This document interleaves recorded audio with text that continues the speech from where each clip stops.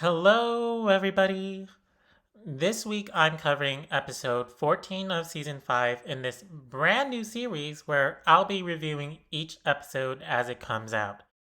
Yes, I am very late to the party, but rest assured I'll be fashionably late. I'll say this might be one of my favorite episodes from the season to date.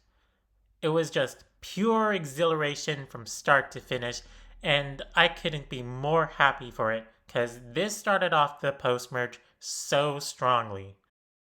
Let's start this off with our most recently departed, Ara. Ara was so unbelievably hilarious this episode. She got laugh after laugh after laugh from me. She is fake as all hell, and it was so funny to see her try and fail so badly to link up with Gabby. Unfortunately for her, that was a bridge well burnt, and there was nothing she could really do when she's an enemy of just about everyone in the game. Nora still hated her guts after the Dunya vote, and Ara's response was, "Oh my gosh, Nora, move on." Zero accountability was taken. She got a pretty predictable elimination, but it was so fun regardless. Even out the door, she was like, "Oh my gosh, y'all are so biphobic." And then promising she'll be the most bitter juror. She is messy as all hell, and she loves to throw stones from inside glass houses. What an amazing character. I have to give her 10s across the board for her performance here. I cannot wait to see what her question will be like to the final four. Also, on a side note, Ara doing the Patreon shoutouts was amazing because she kept slinging out so much shade. I loved that so much. On a related topic, let's jump to Gabby. Oh, yes, we see the return of the Queen of Petty. I freaking loved seeing her interactions with Ara, especially the part where she was essentially throwing the challenge because Ara was her partner, all the while slinging out some real mean remarks. Ara was really on her high horse about being a comp beast after a single good challenge win, and Gabby was being completely unhelpful just to prove that Ara cannot put her money where her mouth is. Gabby noticed just how desperate Ara was, and she took every single measure to exploit that to her benefit. Just thoroughly entertaining all around. Next up is Sam, and he really freaking impressed me this episode. Finally, we've gotten rid of that whole "I'm such a manipulator" facade, because especially after the Dunio vote, people have clocked that he's untrustworthy. It's fun seeing him squirm for once, because he's so much colorful here than at any time in the pre-merge. Like, he was so extraordinarily sassy this episode. Of course, there's the whole thing with Spencer, but we've also seen a bit of it come out with Nura as well. It all culminates in the vote where, for the first time ever, we see him vote in a non strategic way just to spite Spencer. Oh, that was such good tea. I'm so mad that we haven't gotten this energy from him sooner, because it is amazing to watch. Previously, I didn't like Sam at all, but now I am fully on board. I hope the show keeps this momentum going. On to Spencer. He got a fairly low key episode. I am loving this dynamic between him and Sam. Spencer brought out his arrogant and prideful self just like usual, and previously we have seen Spencer make temporary alliances before. That was his whole deal with Natalia. Even if it's quote unquote temporary, he knows that just making that alliance can have long term benefit. But then in comes Sam, who doesn't play ball with any of that, and he took the opportunity to really humble Spencer. It was fun, I gotta admit. Now on to Olivia, and I really liked this episode for her. I was always interested in seeing Olivia and Nora together, and that's exactly what we got for a good chunk of the episode. Like, yes, Olivia's a weirdo, but that's just what endears her to Nura even more. At one point, she suggests getting an animal carcass to cheer Nura up. On any other person, this would thoroughly freak them out, but Nora's the type of person to respect the alternatives and actually give Olivia's hobbies a chance. And it absolutely paid off, because Olivia's idea to fortify the balloon almost single handedly won them the challenge. It is so refreshing to see Olivia finally have someone she can call a friend, even if she's hesitant to do so based on her prior experiences. On to Nora, more of the same. That dynamic with Olivia is so precious. And similarly, I feel like this is the type of bond that could be very helpful for Nura. Nura has a history of being overly closed off and guarded with her emotions, and it was Dunya's patience and compassion that allowed her to be more open. But now with Dunya gone, it's up to Olivia to fill in those boots. And so far, she's doing a pretty good job at that. Unlike Ren, Olivia's sensitive enough to not poke and pry into Nura's private matters so brazenly. She recognized that Nura was feeling down, and her only priority then was to cheer Nura up. She's giving that space to Nura, and I thought that was very awesome. And honestly, I support this friendship way more than I did between Nura and Dunya. Olivia and Nura are at the same level where they can actually relate to each other as people who have experienced being the outcast. This storyline is awesome, and I cannot wait to see more of it. On another note, I do love that Nura did actually recognize Sam for what he was. Like, all throughout the season, I was expecting Nura to be the one to clock Sam, because it was set up all the way in her introductory video that she's going in expecting manipulation and backstabbing, which is Sam's MO. And to that end, that's exactly what happened. I'm so glad I caught onto that really early because it was gratifying seeing that play out.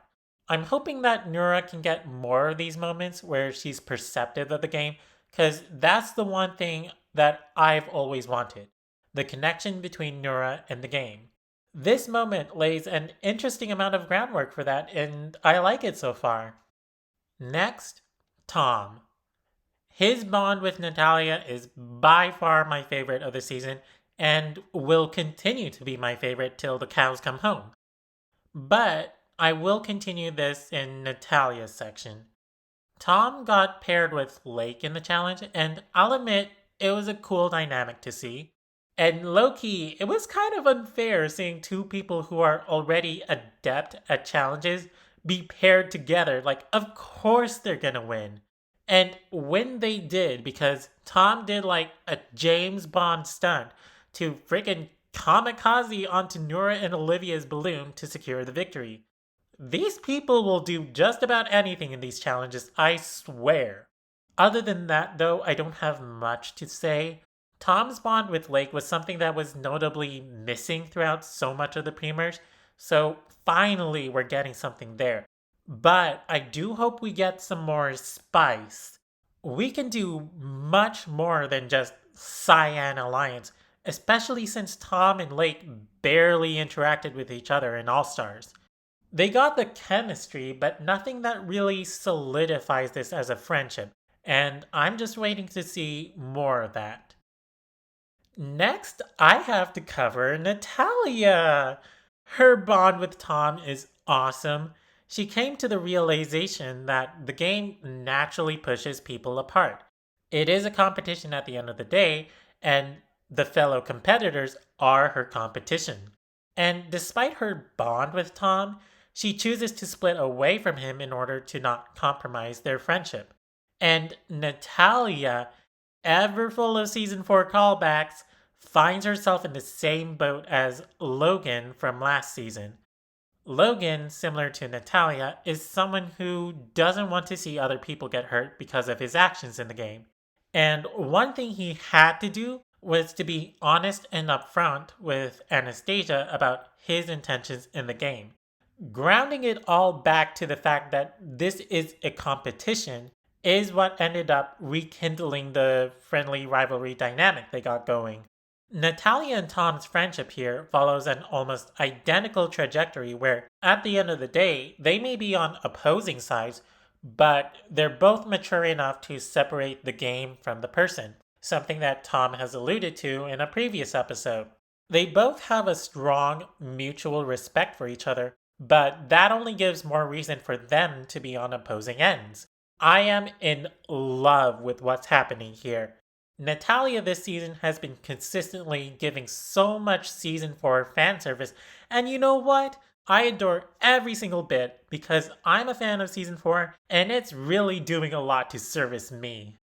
Before I close off this section, I really want to point out how Natalia has this sort of stim where she brushes her hair whenever she's really nervous, which we've seen in the previous episode when Lake brought up that Tom was a target. There's nothing significant about it. I just thought it was a really cool visual detail. We can tell Natalia's emotional state without even hearing a word. Next, I'll cover Ren and Fiore. They're an extremely fun duo. If I can sum them up in a few words, they are like the chaos gremlins of the group. The fact that they still refer to each other as Fan in the Busted Wig and Demon Child is simply spectacular. And also, Ren got to teach Fiore how to throw sharp knives. Uh-oh, watch out everyone. It's not a particularly complex dynamic yet, but it's still good fun right now. Lastly is Lake and Rosa. Honestly, I wasn't expecting them to make up so soon, but heck, it worked out for them. Their bond is obviously too strong to break after just one disagreement. Though I do think that Rosa and Lake should keep Spencer around as a vote despite their feelings. I think it's a bit naive to so easily have him as a target alongside Natalia. For the first 7 episodes, they were completely out of their depth and were getting lapped by everyone else. It was only until Rosa was willing to bite the bullet and bring in Spencer that they're finally able to hold some power in the game. I don't want them to just throw away their good position. But of course, we'll have to see how this all plays out. There might be more to this in future episodes. One last thing I'll say, the Rosa and Natalia rivalry is iconic. It was awesome. And to think it all spawned from what happened in episode 7 and just continued to escalate. This storyline has kind of been on the back burner in the tail end of the pre-merge, but since they're reminding us of this now, I have a feeling it'll be more important in the post-merge. I'm hoping that Rosa sticks around a while for this. And that's the episode. As you can see, there's so much to talk about. Obviously, Natalia is my favorite by far. I said it multiple times in the past, but it's just so exciting watching the next thing Natalia does and being able to pull yet another season 4 connection. There's a lot of questions I have about the future for the vast majority of the favorites moving forward. However, that's just what I want from a show I'm watching episode to episode. It's never dull or predictable. This episode did a really good amount of setup. We just have to wait and see in future episodes how they'll pay that off. But other than that, take care, have a good day, and I'll see you next time.